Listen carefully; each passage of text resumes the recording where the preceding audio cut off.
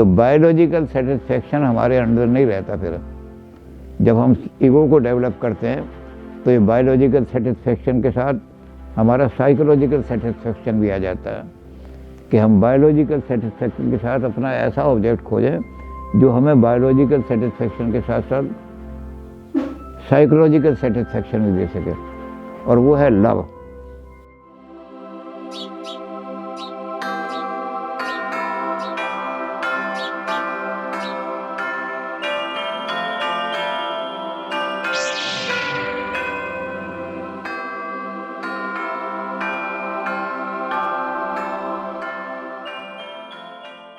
अब ये हुआ कि जब फ्रायड ने सारा काम किया तो फ्रायड पर बड़े ऑब्जेक्शन लगने लगे, क्योंकि फ्रायड थे डॉक्टर। तो फ्रायड पर बड़े ऑब्जेक्शन लगे कि फ्रायड ने प्योरली बायोलॉजिकल एक्सप्लेनेशन दिया है पर्सनैलिटी का, और जो सोशल, एनवायरमेंटल, कल्चरल उन फैक्टर को बिल्कुल इग्नोर कर दिया। आपने बायोलॉजिकल फिक्सेशन की एज बता दी कि इसमें ये हो जाती है, लेकिन उस समय साइकोलॉजिकल सोशल इन्फ्लुएंस क्या पड़ रहा है उसकी पर्सनैलिटी पर, कल्चरल इन्फ्लुएंस क्या पड़ रहा है, एनवायरमेंटल इन्फ्लुएंस क्या पड़ रहा है उसके ऊपर, इसको बिल्कुल नेग्लेक्ट कर दिया फ्रायड ने। तो इसलिए फ्रायड को अपनी थ्योरी से, क्योंकि फ्रायड में सबसे अच्छी गुण ये है जो साइंसिस्ट में होता है कि अगर एक थ्योरी हमारी नेग्लेक्ट हो जाए कि सूरज की चारों तरफ, तो साइंस वाले डॉगमा नहीं करते, उसको तुरंत त्याग देते हैं। तो फ्रायड ने कहा कि जब मेरी थ्योरी जो है उसमें बायोलॉजिकल मैंने एक्सप्लेनेशन दिया और उसमें मैंने ये निष्कर्ष निकाला कि कोई भी आदमी परफेक्ट डेवलप नहीं हो सकती, तो मुझे अपने इस हाइपोथेसिस को छोड़ देना चाहिए और सोशल और कल्चरल इन्फ्लुएंस भी लेने चाहिए। पर्सनैलिटी को एक्सप्लेन करने में मैं हेरिडिटी को, वैसे उसने कहा कि हेरिडिटी को भी बहुत बड़ा स्थान है, लेकिन अगर हम ये देखें कि बच्चा जो है फादर के साथ अपने आप को बिल्कुल आइडेंटिफाई करने के लिए, और जैसे फ्रायड ने कहा कि फादर का ही एनलार्ज फॉर्म गॉड बन जाता है। फादर प्रोटेक्टिव है, फादर मुझे रोटी देता है, गॉड हमें रोटी देने वाला है, गॉड हमारी हर खतरे से प्रोटेक्शन करने वाला है। गॉड वर्ड कोई नहीं है, बस वो फादर की इमेज बन जाती है। आदमी फादर इमेज को ही, यार फादर जैसे जितने लोग हैं उन्हीं को गॉड की तरह मानने लगता है। तो फ्रायड ने कहा कि इस चीज़ को भी हमें ला करके लाना पड़ेगा। तो उसने कहा इस चीज़ के लिए हमें प्राइमरी जो चीज़ें हमने ली थी उन्हीं को पर्सनैलिटी में इनकॉर्पोरेट करना पड़ेगा, क्योंकि हम सोशो साइकोलॉजी को और कल्चर को नहीं छोड़ सकते, और हमारे ऊपर बड़ा क्रिटिसिज्म हो रहा है। और जो हमारे साथी हैं जिसको हम ख़ास तौर से कह रहे हैं कि उसने मेरी थ्योरी को फॉलो किया है, प्याजे से अच्छा कोई चाइल्ड साइकोलॉजिस्ट नहीं है। तो प्याजे ने कल्चरल फैक्टर को भी लिया है, प्याजे ने सोशल फैक्टर को भी लिया है, प्याजे ने पर्सनैलिटी ऑफ द टीचर्स को भी लिया है कि टीचर जो है फादर सिंबल है। तो फादर सिंबल के साथ बच्चा अपने आप को कैसे, अगर बच्चे ने आइडेंटिफाई नहीं किया तो बच्चा उनका दुश्मन बन जाएगा, उनके साथ उनसे राइवलरी करने लगेगा, या बिल्कुल इन्फीरियोरिटी कम्प्लेक्स फील करा तो वो बच्चा बहुत कॉम्प्लेक्सेस में पड़ गया, तो फिर बच्चा ज़िंदगी में कुछ नहीं बन सकेगा। तो प्याजे ने भी, उसने फ्रायड ने इस बात को स्वीकार किया कि प्याजे ने मेरी डेवलपमेंटल थ्योरी एजुकेशन में लागू की, चाइल्ड साइकोलॉजी उसने सारी लिखी, लेकिन प्याजे ने भी एनवायरमेंटल फैक्टर को इम्पोर्टेंस दिया। तो फ्रायड दोबारा लौट करके अपने उसी थ्योरी पे आ गए जहाँ से शुरू किया था। उन्होंने कहा कि बेसिक फैक्टर जो है आदमी की पर्सनैलिटी में वो ईड है, सेक्स, ये प्राइमरी फैक्टर है बायोलॉजिकल। जब बच्चा पैदा होता है तो उसका सारा शरीर जो है वो organ of, bundle of sex होता है। अब ईड के सारे जो गुण हैं वो हमने पहले इनको अनकॉन्शियस में देखे कि ईड जो है एक तो ऐसी चीज़ है कि इर्रेशनल है, कोई लॉजिकल नियम ईड पर लागू नहीं होते। ईड तो सेटिस्फेक्शन चाहती है बस। बच्चा क्या करता है कि अगर घर में किसी की डेथ भी हो गई है तो बच्चा पालने में पड़ा हुआ, उसे भूख लग रही है तो पालने में पैर मारता है। अगर मदर जो है उठ करके नहीं आई वो, तो बच्चा चीखता है, रोता है, सारे एनवायरनमेंट को परेशान। तो माँ क्या करती है कि चाहे घर में डेथ हो गई हो किसी की, सारे रो रहे हों, लेकिन बच्चे को दूध पिलाने के लिए आएगी। बूढ़ियाँ भी कहेंगी अरे बच्चे को गोद में संभाल जा करके। तो बच्चे की ये जो डिज़ायर है, ये ऐसी डिज़ायर है जो दूसरों की परवाह नहीं करती। ईड किसी की परवाह नहीं करती। ईड को तो इमीडिएट सेटिस्फेक्शन चाहिए, मुझे सेटिस्फाई करो किसी तरह से इमीडिएटली आकर के। और अगर मदर उस स्टेज में नहीं करेगी तो वहीं से फ्रस्ट्रेशन शुरू हो जाएगी। इसी तरह से ईड के अंदर का ईड बिल्कुल ब्लाइंड होती है। ईड को किसी तरह से ये नहीं देखना ऑब्जेक्ट कहाँ से मिलेगा कहाँ से नहीं मिलेगा, ऑब्जेक्ट मिलना चाहिए। सेटिस्फेक्शन का ऑब्जेक्ट मेरे अंदर आना चाहिए। फिर ईड बड़ी पावरफुल होती है। सबसे ज़्यादा पावरफुल इंस्टिंक्ट अगर आदमी में है, क्योंकि ये बायोलॉजिकल इंस्टिंक्ट है। आप सोशल को तो आप कर सकते हैं, बायोलॉजिकल चेंज नहीं कर सकते आप। तो ये सोच, इसलिए ये बड़ी स्ट्रॉन्ग इंस्टिंक्ट है, इसको कंट्रोल करना बड़ा मुश्किल हो जाता है।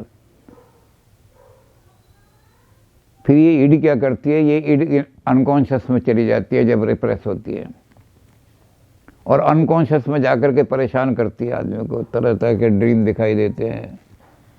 लेकिन इसमें सबसे अच्छा गुण ये है ईड में कि ये क्रिएटिव बहुत ज़्यादा है। ये अपने सेटिस्फैक्शन के अगर बाहर एनवायरनमेंट में इसको ऑब्जेक्ट नहीं मिल रहे तो ड्रीम में ऑब्जेक्ट पैदा कर लेती है, जैसा चाहे बना लेती है। आपके घर में हाथी आ भी नहीं सकता और ये ड्रीम में हाथी भी ले आती है। वहाँ से हाथी दिख रहा है, ऊँट दिख रहा है, सांप दिख रहा है, जो चीज़ इसको ज़रूरत होती है। तो ईड जो है बड़ी पावरफुल भी है, ईड क्रिएटिव भी है, ईड इमीडिएट सेटिस्फेक्शन चाहती है। ईड में ये सबसे आएगा, मुझे तो सेटिस्फेक्शन मिलनी चाहिए। इसलिए ईड जो है ऐसी चीज़ है जो आदमी को बिल्कुल सेल्फ सेंटर्ड बना देती है, स्वार्थी बना देती है आदमी को। और ईड अपनी पावरफुल सेटिस्फेक्शन के लिए जब ऑब्जेक्ट खोजती है, कोई चीज़ रास्ते में आ जाए तो उसको रास्ते से हटाने में भी कुछ देर नहीं करती। अगर वो चीज़ पावरफुल है तो ईड अपनी डिज़ायर को, जैसे फादर जो है बताया कि फादर जब पावरफुल है तो इंसेस्ट की डिज़ायर बिल्कुल ख़त्म हो जाती है। बच्चा अपनी सगी बहन या चचेरी बहन के साथ, लेकिन फादर जब पावरफुल है तो कोई पावरफुल शक्ति जब आती है और उसको रोकती है ईड को, तो ईड रिप्रेस होकर के चली जाती है अनकॉन्शियस में, और फिर अनकॉन्शियस में रात को निकलती है सारे की सारी। तो ईड को आप कंट्रोल नहीं कर सकते, ईड बड़ी पावरफुल है। ये ईड जो है प्राइमरी प्रिंसिपल है। फ्रायड ने इसका नाम चेंज कर दिया प्लेजर प्रिंसिपल, क्योंकि लोग ये कह रहे थे कि तुम बायोलॉजिकल नाम रख रहे हो। फ्रायड ने कहा अब आता है एनवायरनमेंट का असर।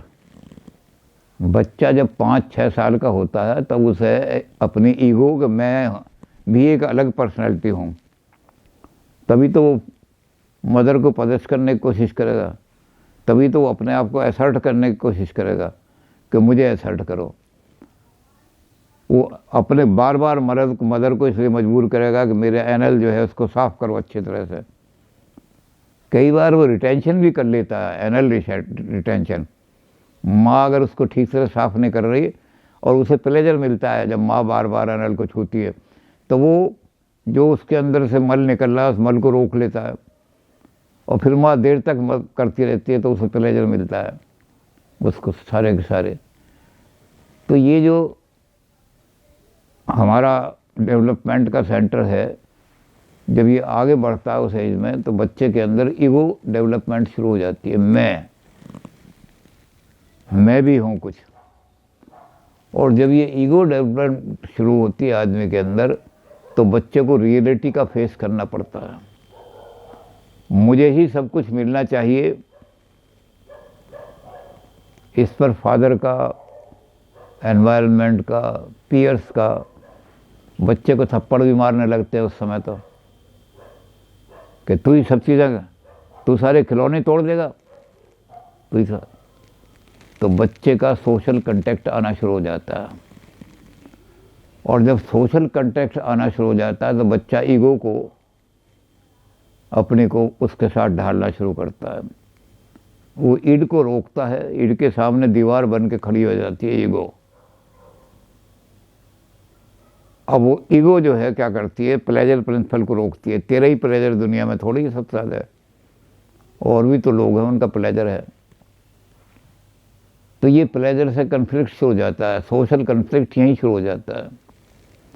जो कन्फ्लिक्ट फादर के साथ हो रहा था वो चेंज हो जाता है अथॉरिटी के साथ।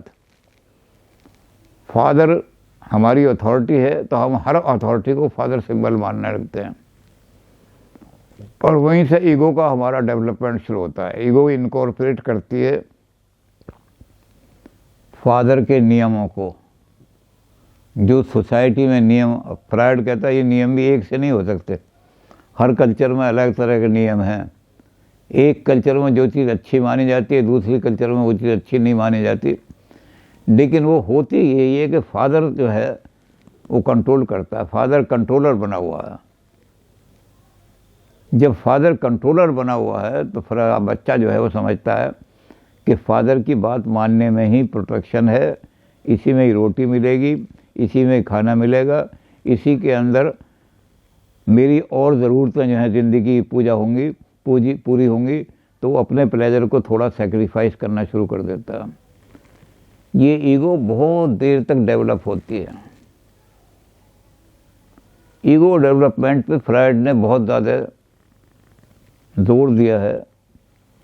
बायोलॉजिकल फैक्टर किस तरह इन्फ्लुएंस होते हैं सोशल फैक्टर से। उन सोशल फैक्टर से आदमी डार्विन की तरह तरक्की नहीं करता, बल्कि अपना मेंटल स्ट्रक्चर जो है मोल्ड करता है। फिजिकल स्ट्रक्चर तो मोल्ड हो नहीं सकता। एक आदमी को काला रंग मिला अगर तो गोरा रंग तो नहीं हो सकता, लेकिन वो काला रंग मिलते हुए भी उस काले रंग से कैसे मैं फ़ायदा कर सकता हूँ, क्योंकि बहुत सारे लोग काले थे फिर भी संसार के ऊपर, कृष्ण जी काले थे और फिर इस दुनिया में बड़े सखियों में प्रेमी रहे। तो वो अपने बायोलॉजिकल फैक्टर को सोसाइटी के साथ एडजस्ट करने की कोशिश करता है। मेरी अगर एक आँख नहीं है, जन्म से हूँ, तो मैं कोई ऐसी चीज़ पैदा करूँगा कि लोग मेरी उस आँख को भूल जाएं। सोसाइटी में जिसका ज़्यादा है, मैं बांसुरी वादक अच्छा बन जाऊँगा, लोग मेरी आँख को भूल जाएंगे, मेरी बांसुरी सुनने आएंगे। तो सोशल फैक्टर को बच्चा इनकॉर्पोरेट करना शुरू करता है। ये ईगो सारी की सारी सोशल नॉर्म से बनती है। ये सोशल नॉर्म हमें मिलते हैं सारे के सारे एनवायरनमेंट से मिलते चले जाते हैं। इसमें पीयर ग्रुप भी होते हैं, हमारी फादर सिंबल भी होती है, और जैसे प्याजे ने किया है, प्याजे ने फ्रायड के आधार पर चाइल्ड साइकोलॉजी लिख दी है, तो इसको इम्प्लीमेंट करने वाले एजुकेशनिस्ट होते हैं। वो सारे के सारे जो हैं वो हमारी ईगो को विकास करने लगते हैं, और ईगो हमारी जो है हमें सोशलाइज करने में मदद करने लगती है। हम सोशल में, अब हम देखते हैं कि हमारा फादर जो है वो एक ख़ास तरीके से बोलता है। वो जब बोलता है ना, अपनी आवाज़ को ऐसा करके बोलता है, ओ आई एम दी हू, तो बच्चा फिर ये कोशिश करता है कि मेरे फादर का सोसाइटी में बड़ा इन्फ्लुएंस है, तो मैं भी इसी तरह से कॉपी करूँ। तो इस स्पीच की भी कॉपी करने लगता है, फादर की स्पीच की कॉपी करता है। आप टेलीफोन उठाओ और टेलीफोन पर मोबाइल पे जब बात करो तो बहुत सारे आदमी जो होते हैं उनकी बिल्कुल पता नहीं लगता। कहते आप शिव शंकर बोल रहे हो? नहीं जी, मैं उनका लड़का बोल रहा हूँ।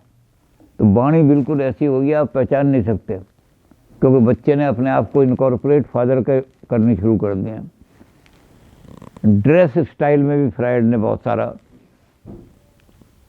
तो बहुत सारे एग्जाम्पलें इनकी दी हैं कि बच्चा कैसे स्पीच को कैसे कंट्रोल करता है। फादर जिस तरह बोलते हैं, बड़ा बड़ा उन्होंने बहुत सारे फिक्रे दिए हैं कि इस फिक्रे को जर्मन इस तरह बोलेगा, फ्रेंच इस तरह बोलेगा। अब एक शब्द ही है, आप सारे सेंटेंस पर फ्रायड ने जो कहे कि भैया अंग्रेज़ कैसे बोलेगा, आप सारी चीज़ों को छोड़ दो।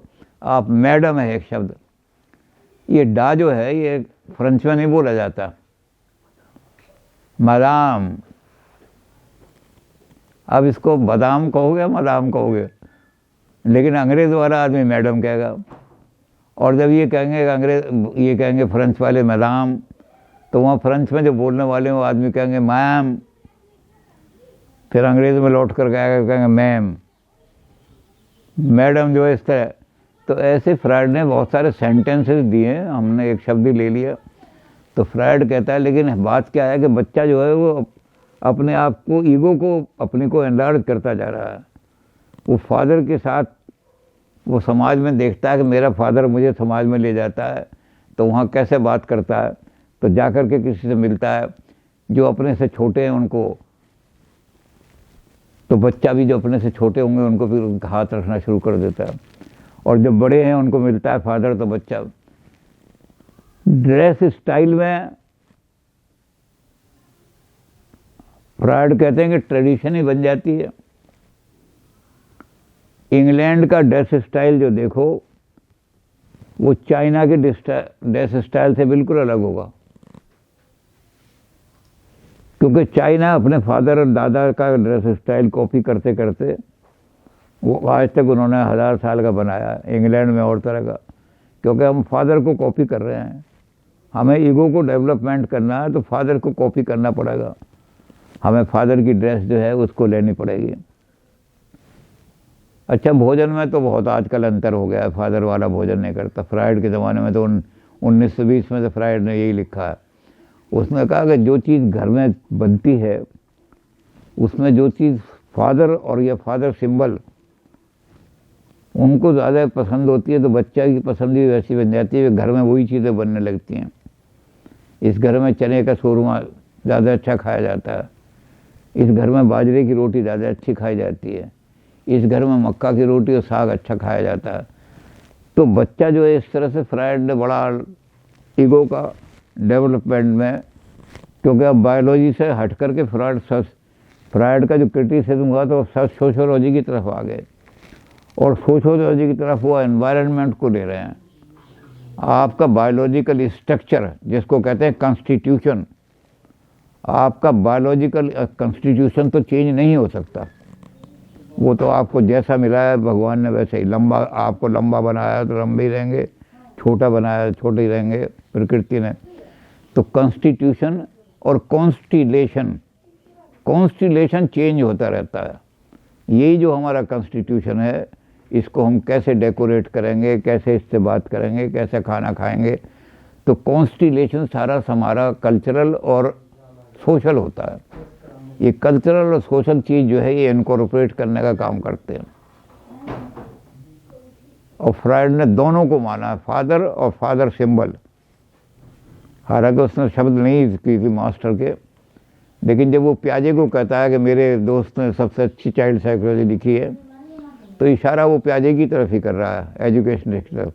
लेकिन यहाँ वो फादर सिंबल कहता है कि फादर और फादर सिंबल इनकॉर्पोरेट करते हैं, वो जो चीज़ें हैं वो उसके अंदर उतारते हैं, उसके माइंड में वो चीज़ें उसके अंदर इंटरजेक्शन हो रहा है। जैसे हम इंजेक्शन लगाते हैं, यहाँ इंटरजेक्शन हो रहा है।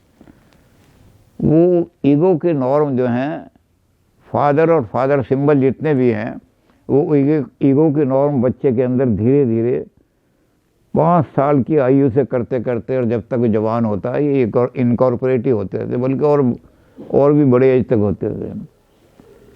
और आगे जा कर के बच्चा इस ईगो को इनकॉर्पोरेट करते करते करता है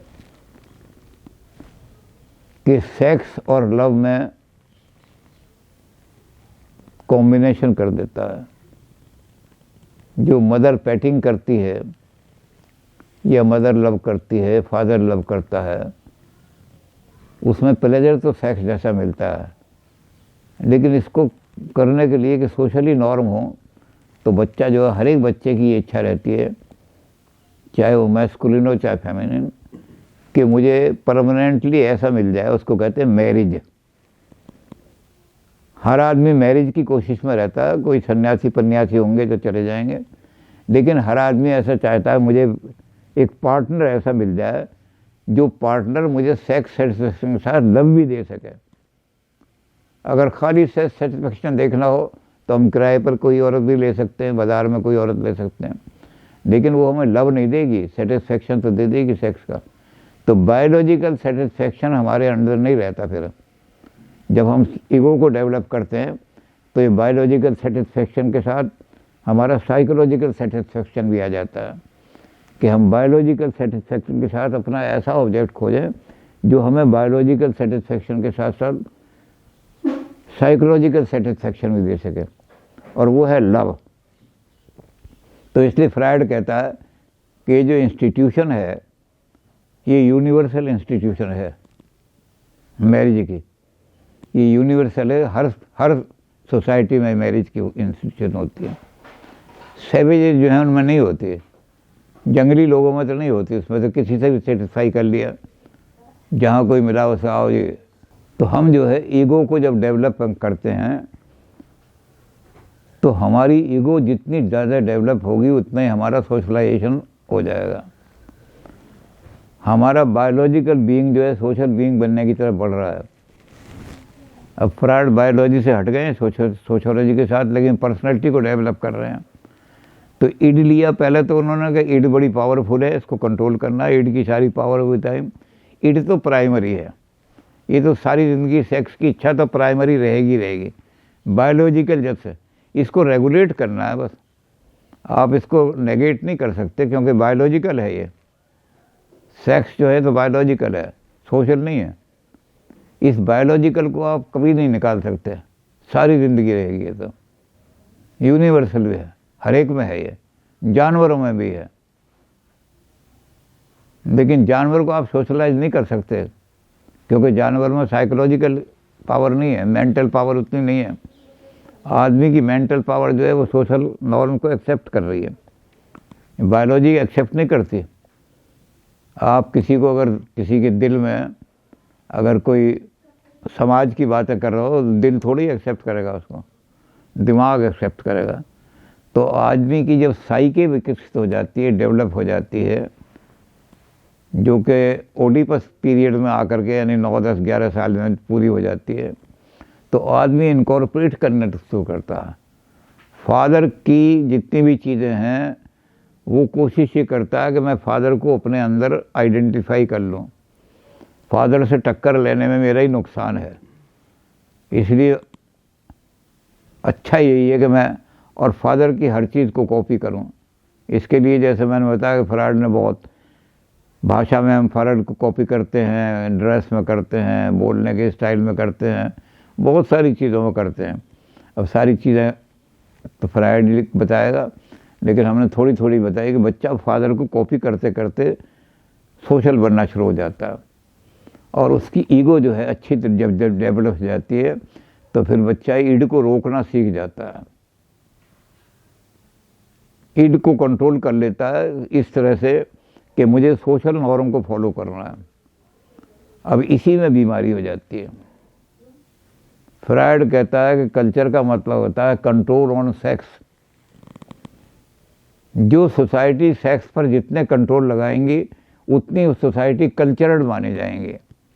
भारत की संस्कृति बड़ी संस्कारित हैं लोग, क्योंकि भारत में काम इच्छा पर बड़ा कंट्रोल लगाया गया है। तो फ्रायड कहते हैं कि ईड को कंट्रोल करने वाली जो सोसाइटी हैं, जो सोसाइटी ईड को जितना कंट्रोल कर लेंगी वही उतना सोशल बीइंग पैदा करेंगे, और वो सोशल बीइंग जो है वही फिर सिविलाइज मैन कहलाएंगे। सिविलाइज मैन वो है जिसने अपनी ईड को कंट्रोल कर लिया है, और अगर ईड को कंट्रोल नहीं कर लिया तो सैवेज या एनिमल की तरह माना जाएगा। ये आदमी तो जानवरों जैसा है। तो इसलिए हमने ईड को कंट्रोल करना है, ईड को बनाना है। अब हमने वो तो छोड़ दिया, क्योंकि प्याजे तो उसकी बड़ी तारीफ कर रहे थे, लेकिन इसलिए छोड़ दिया कि वो चाइल्ड साइकोलॉजी अलग चली जाती है। हालांकि ये हम मानते हैं कि प्याजे से अच्छी कोई चाइल्ड साइकोलॉजी लिखने वाला नहीं है, लेकिन वो चाइल्ड साइकोलॉजी चली जाती है, वो फ्राइड को कॉपी करता है, फ्राइड को कॉपी करके एजुकेशन के साथ जोड़ देता है और वहाँ टीचर्स का रोल बड़ा इम्पोर्टेंट कर देता है प्याजे। तो फ्राइड भी मान रहे हैं इसको, फ्राइड इसको टीचर नहीं कह रहे, फ्राइड कहते हैं फादर सिंबल, जिसको बच्चा पिता के तुल्य मानता है कि टीचर तो मेरे पिता के तुल्य है, गुरु तो मेरे पिता के तुल्य है, तो वो इसको अनुप्रेट करता है। बहुत सारे शिष्य ऐसे हैं जो बिल्कुल गुरु की वाणी को वो फादर की तरह से, गुरु की तरह से भाषण देते हैं, गुरु की तरह से बोलते हैं। टीचर जो है उनके, जिन टीचर ने जिनको किया, वो टीचर जैसे देख करके कि टीचर क्या कह रहा है, टीचर कैसे कपड़े पहन रहा है, किस देख रहे हैं। हमारे यहाँ तो पाबंदी लगी हुई थी, अब नहीं है, कि बाज़ार में, बिरजलाल जी के ज़माने में थी कि बाज़ार में कोई टीचर सिगरेट नहीं पीता हुआ निकलेगा, क्योंकि बच्चा टीचर को आदर्श मानता है। अगर बाज़ार में टीचर, आपने अगर सिगरेट पीनी है तो घर में पी लो, अगर बाज़ार में टीचर सिगरेट पीता हुआ निकलेगा तो बच्चा कहेगा कि ये भी एक फैशन है, मैं भी सिगरेट पीऊँ, और जैसे मेरे गुरुजी पी रहे थे ऐसे ही इस तरह पीऊँ। तो इसलिए पाबंदी थी, अब तो पता नहीं है या नहीं गीता स्कूलों में, लेकिन ब्रिजलाल जी के ज़माने तक यही थी। तो टीचर को कॉर्पोरेट करता है बच्चा, टीचर को कॉपी करता है। बहुत लंबा चौड़ा है ये ईगो का कि टीचर कैसे करते हैं। फ्राइड थोड़ा बहुत इस पर प्रकाश डाल देंगे, लेकिन ये कि सोशलाइजेशन आदमी का यहाँ हो जाता है, और फ्राइड ने सोशलाइजेशन को कर दिया कि कॉन्स्टिट्यूशन चेंज नहीं हो सकता, कॉन्स्टिलेशन चेंज कर दो सारा। कॉन्स्टिलेशन या आदमी के बिहेवियरल चेंज, व्यावहारिक चेंज आदमी में बहुत हो सकती है, तो बायोलॉजिकल से कोई मतलब नहीं होता। ये कॉन्स्टिलेशन जो बनेगा ये सोशल बनेगा। इस सोशल कॉन्स्टिट्यूशन से आप सोसाइटी में लव प्राप्त करेंगे, रेस्पेक्ट प्राप्त करेंगे, सोसाइटी में ऑनर प्राप्त करेंगे। और एक चीज़ जो फ्राइड ने मान ली, वो तो मानते ही, वो कर फ्राइड कह रहा सभी सोसाइटियाँ मानती हैं कि आप बायोलॉजिकल सेटिस्फैक्शन ऑफ सेक्स जो है ये आदमी को टेम्परेरी सेटिस्फैक्शन तो दे सकता है, लेकिन बायोलॉजिकल सेटिस्फैक्शन तो दे सकता है। आपको कोई बाज़ार में औरत मिली, आपने कहा भाई मुझे बायोलॉजिकली बहुत ज़्यादा टेंशन फील कर रहा हूँ, उसे पैसे उसे दे के उसके साथ सेक्स एंजॉय कर ली, तो बायोलॉजिकल सेटिस्फैक्शन तो हो जाएगा, लेकिन ना तो वो औरत वो कहेगी मैं तो पेशेवर हूँ, किराए पे यही काम करती हूँ, और वो भी आदमी जो है उसे वो लव नहीं मिलेगा। तो इसलिए फ्राइड लोगों ने मैरिज को सबसे बड़ी सोशल इंस्टीट्यूशन माना। मैरिज सबसे बड़ी सोशल इसलिए है कि वो सेक्स को लव के साथ जोड़ देती है। Love is a social instinct, sex is a biological instinct. जब सोशल और साइकोलॉजिकल जो है बायोलॉजिकल के साथ जुड़ जाती है तो सोसाइटी उसको सबसे ऊँची, तो हर सोसाइटी में मैरिज को बड़ी इम्पोर्टेंट सोशल ऑर्गेनाइजेशन माना गया है। चलिए और देखेंगे। तो फ्राइड ने हमें अब सोशलाइज बनाना शुरू कर दिया, हमारी पर्सनैलिटी अब सोशल बननी शुरू हो गई। आगे और देखेंगे, जहाँ तक फ्राइड हमें बना सकेंगे बनाएंगे, हैं जी, और उसके बाद फिर हम अपने आप बनेंगे जो बनेंगे।